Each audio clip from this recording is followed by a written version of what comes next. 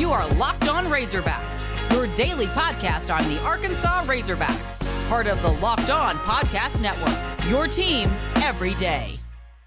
And welcome into Locked On Razorbacks podcast. I am your host, John Nabors. I am also the host of Out of Bounds. You can catch every weekday afternoon from 1 to 4 on 103.7 The Buzz and 103.7thebuzz.com. Today's podcast is brought to you by Prize Picks. It's the daily fantasy made easy. I love it, and I know you will love it too, because it's all about college sports and daily fantasy, and they're the leader in it. Prize Picks offers any prop that you can think of, from yardage to touchdowns, even interceptions thrown. And the best thing about it is that all you are listening right now, you can get 100% instant deposit match up to $100 just by using the promo code Locked On. It's safe and offers fast withdrawals. Prize Picks also has entries that can be made in 60 seconds or less, so it's that easy to use. So don't hesitate and check out Prize Picks and use promo code Locked On, or go to the App Store and download the app today. Prize Pick is daily fantasy made easy. So do we have to talk about this? Do we have to talk about this game at all? I really don't want to, because that sucked in every regard, in every shape and form. But because we have to look at all the good and all the bad here on the Locked On Razorbacks podcast, we're going to make sure that we do it. So basically, for those of you who may have already deleted it from your memory, I'm going to bring it up once again. The Arkansas Razorbacks played the Georgia Bulldogs over the weekend in Athens, Georgia. And Arkansas went into the game ranked 8th and Georgia at number 2. I think most of us, especially when we talked last week, felt like Arkansas was going to have to play a near-perfect game for them to win. And they were going to have to really cut down on mistakes. They were going to have to give it all to Georgia, and they were going to have to take the crowd out of the game early for them to have a chance. Well, none of those things happened. And Arkansas lost this game, blanked 37-0. Now, if you look at the box score, it's kind of funny. And I'm funny if you're a Razorback fan, but funny in this way of Stetson Bennett started for Georgia. Not JT Daniels. He was hurt. So the backup starts. He goes 7-11 for 72 yards, no touchdowns. James Cook, 12 carries for 87 yards. Pretty solid, no touchdowns. But Zamir White comes in, 16 carries, 68 yards, and 2 touchdowns. Kendall McIntosh, 10 carries for 57 yards, no touchdowns. Kendall Milton, 12 carries for 48 yards, 1 touchdown. The leading receiver for Georgia had 1 catch for 27 yards in Kenny McIntosh. And they scored 37 points. You didn't have a 100-yard passer. You didn't have a 100-yard receiver. You didn't have a 100-yard running back. Not one player offensively just beat you. It was just manhandling you. And Georgia's defense just absolutely put a shellacking on Arkansas, and just like Arkansas was not going to win this game. And let's just be honest, that's the fact. But they weren't supposed to go 37-0. It's not the way the game was supposed to go. What made the game 37-0 was just the awful mental mistakes that Arkansas made in this game. The amount of penalties was absurd. Like, Arkansas had 3 penalties on 1 play. It was absurd. That's just unacceptable, the amount of penalties that you had. Now, I will also say this too, and this is not an excuse. I'm not making an excuse. Everyone chill. The officiating sucked. It was bad. They called some PI calls on Arkansas that I didn't know where they were looking. They were completely and totally uncatchable balls. Like, I don't know where they were getting that. But, again, it's not an excuse, just being real about it. So some of those penalties you could even mark off for Arkansas, but that still won't change the fact that they made a lot of mistakes. Special teams was atrocious. You had a blocked punt that ended up being recovered in the end zone for a touchdown, which put Georgia up 21-0 at the end of the first quarter. So, you had that happen. You had gaffes like A.J. Green calling for a fair catch on a kickoff and then muffing the kick, to which wherever the ball is downed at is where the play stops. So Arkansas really never had good field position ever at all. Penalties put them in that position. Bad special teams plays put them in that position.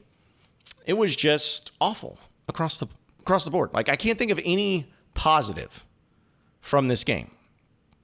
Not one. Georgia is just a better team They're more physical. They're more talented. They're more athletic. They're the best team in the country, 100%. It's going to be between them and Alabama as far as who's the best team in the country and who wins the national championship. Nobody else is close, and we saw that on Saturday. It's just, you're just hoping that it could have been a better showing than what you got. You were hoping that you could have seen at least some sort of life and response, but Arkansas got shell-shocked from the get-go, and there was no recovery from it. That's the only thing that I saw. I saw a team that just got punched in the mouth with literally a lead pipe, and they had to try to recover and fight back, and they couldn't. They were bleeding out too much. They were discombobulated too much. They just couldn't figure it out. And that's what this game came down to. If Arkansas plays Georgia 10 times, Arkansas loses this game 10 times. But they don't lose this game 10 times by getting beat 37-0.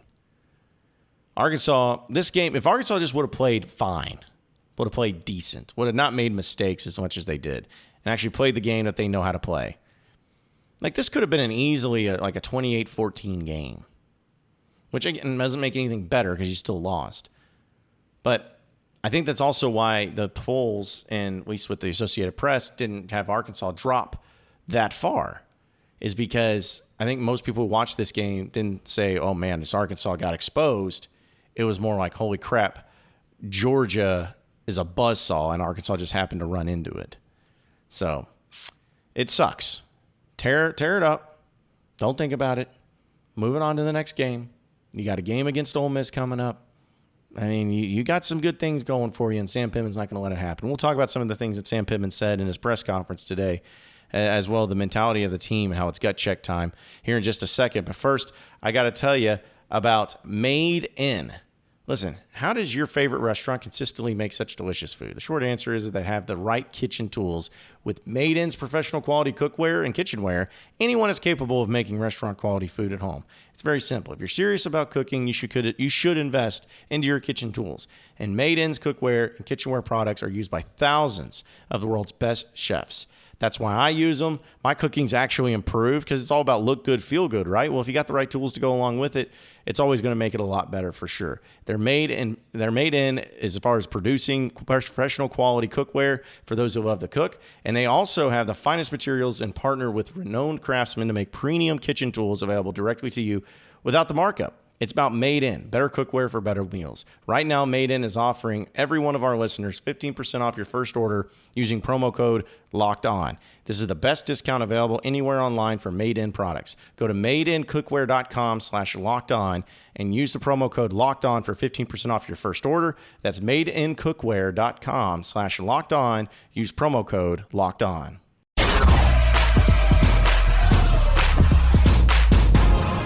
You are Locked On Razorbacks, your daily Arkansas Razorbacks podcast. All right, so Sam Pittman got a chance to meet with the media today, and after the game, he was you could tell, visibly frustrated and disappointed, which you would be after getting your taint handed to you 37-0 against Georgia. But he came out and firing in a little bit of a way, because he does not want this game to be an indictment on what to expect going forward or anything like that.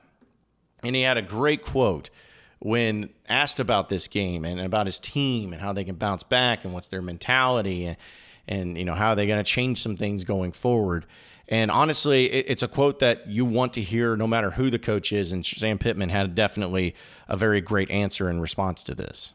I think we've all, in one realm or another, we've gotten the heck kicked out of us at some point in our life, whether it be at home, whether it be physically, whatever it is. And the only way I know how to do it is you get up and you brush the dirt off, you brush whatever it is, and you go back to work. If we do a tremendous amount of difference in what we've done before, I mean, look, we've been underdogs in 14 of our 16 games, including Saturday. We've never been favored to win an SEC game. We're doing things right. We just got to do them better. And so if I make a mountain out of a molehill because we went and got kicked, we got to correct the situation. We got to do better. We got to cut the penalties out. We've got to do better. and we got to coach better. But if I go totally off and start having meetings with the players and all this stuff, I think I'm sending a message that I'm panicking, and I'm not, because we got a good football team and we got our butt kicked by a really good football team, and we don't like it and we're not accepting it. But I'll be damned if Georgia's going to make us lose this Ole Miss game. I love the way that he ended that. I'll be damned if Georgia's going to make us lose this Ole Miss game. He's got a mentality on him where he was not happy with the performance, but he also understands that that performance is not indicative of what this team is or who this team is and what they're capable of. If anything, it's going to show that, hey, maybe this is a wake-up call of we can be beat, but we also are still a good football team because of how people are still believing in us. So showing the voters and how they still believe you're the number 13 team in the country. Showing that up against Ole Miss, even though the Rebels are favored at this point in time, it's at least closer than what people probably will think, because Ole Miss is one of those teams that got smoked too by Alabama. Like, looking at all of these things together, Sam Pittman understands that this is a far from over, and he's not anticipating his team just walk off and let down. But I love the fact that as a head coach, especially one that's still very young when it comes to his head coaching experience, Sam Pittman looks at it as saying, if I start changing things now, it's going to come off as I'm panicking. So if I start calling player meetings and start freaking out about stuff, that means it's going to look to the players of like, oh, crap, I don't know what to do. Let's freak out and make it happen. And he's exactly right. That's not what you need to do. Arkansas is doing things the right way. They are. We all know that. It sucked on Saturday, but we know that they're doing the right things. It's just about going out and executing. It's going out and recruiting. It's going out and being better and getting better and developing and practicing and all that. It's not about team. It's not about calling player meetings. It's not about firing people, making heads roll, all that. That's what the offseason's for. That's what the offseason is trying to figure out those things. But as of right now, you're week to week, and you're not panicking because you know that you have a winning formula. Georgia is just a phenomenal team. They're just a phenomenal team, plain and simple. You have plenty to be excited about if you're a Razorback fan. You have plenty of reasons to continue to believe in this team that they're going to get it done. That's how I look at it. And that's how you should look at it. Don't be fearful. Don't feel like everything's going against you. Don't feel like it's all in a bad way. Understand that Sam Pittman has something going and he's building something special. He knows it. He sees it. And he's going to get this turned around. I will bet dollars to donuts that Arkansas comes out and as a completely different team against Ole Miss than what they did against Georgia. I bet $1 million that they're going to come out without the scared mentality, without getting hit in the mouth mentality. We're going to go out and they're going to hit Ole Miss in the mouth. They're pissed. They're pissed that they got physically dominated by Georgia. They're pissed that they played bad and they played scared. They're pissed about that. And I bet you anything they're going to come out and they're going to show that they're not going to allow that to ever happen again. Not on their watch. Not allowing the type of play to happen again, especially given all the things that you've had going for you that's been so good. That's not going to happen again. I can probably guarantee. I can't guarantee it. Let's be honest. I'm going to guarantee it. Put a guarantee on it. It's going to happen. Folks, did you know that Built Bar has 9 delicious flavors, including the limited time cookie dough chunk, my favorite one? Built Bars are great. Like they're very healthy. They're easy. You can get them on the go. They only have 130 calories. Are you kidding me? But 17 grams of protein. That's what you want, especially for all of us who are always busy and just maybe don't find all the time to go out and eat things. This is what Built Bar is for. Go to BuiltBar.com and use promo code LOCK15. You'll get 15% off your first order using promo code LOCKED15. Again, 15% off at BuiltBar.com using LOCKED15. Be sure to check it out. It's a great deal. You won't want to miss it. LOCKED15 for 15% off at BuiltBar.com.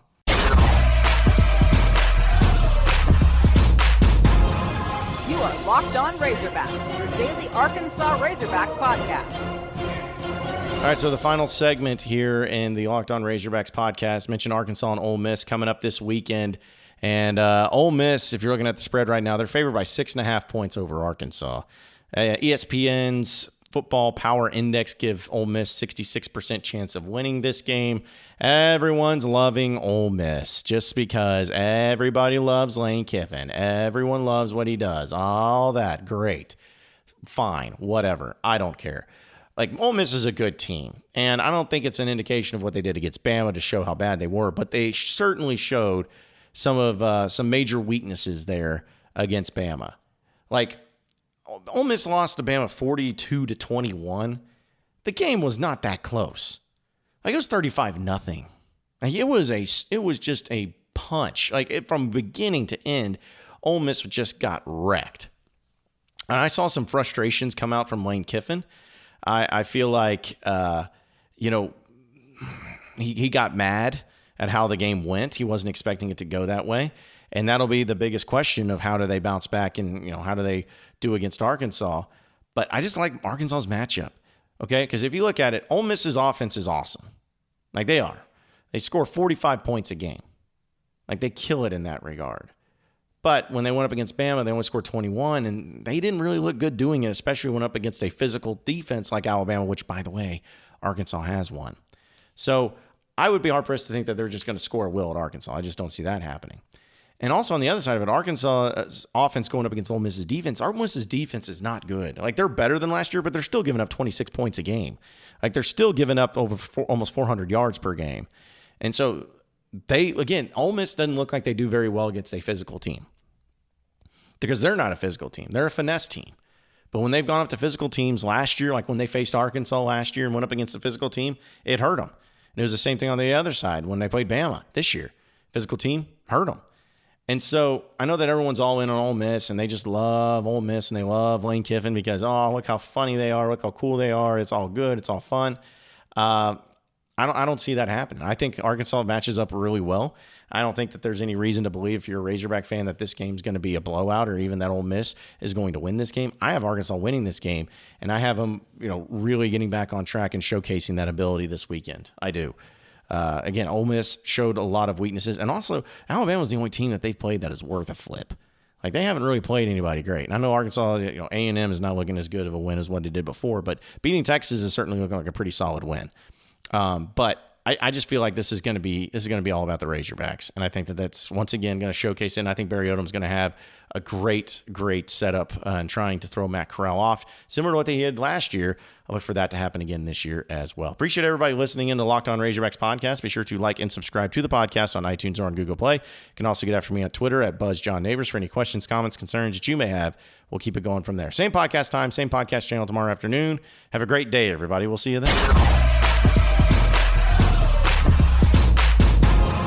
You are Locked On Razorbacks, your daily Arkansas Razorbacks podcast.